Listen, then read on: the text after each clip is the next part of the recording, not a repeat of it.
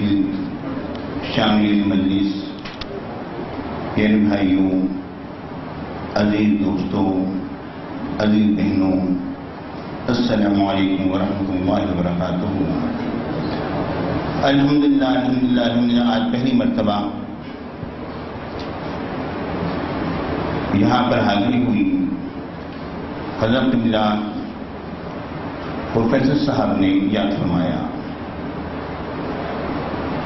اللہ تعالیٰ ان کی عمر میں، زندگی میں برکتیں فرمائے۔ وجہ یہ ہے کہ عصر حاضر کے عظیم مذہبی اسکالر ہیں، اس میں کوئی شبہ نہیں، اور مفکر اسلام ہیں، مفسر قرآن ہیں، مسلک اہل سنت کے عالمی ترجمان ہیں، اور بانی اور چیئرمین ادارہ و تحریک منہاج القرآن ہیں۔ اللہ رب العالمین ان کی جان کی حفاظت فرمائے اور ان کے اس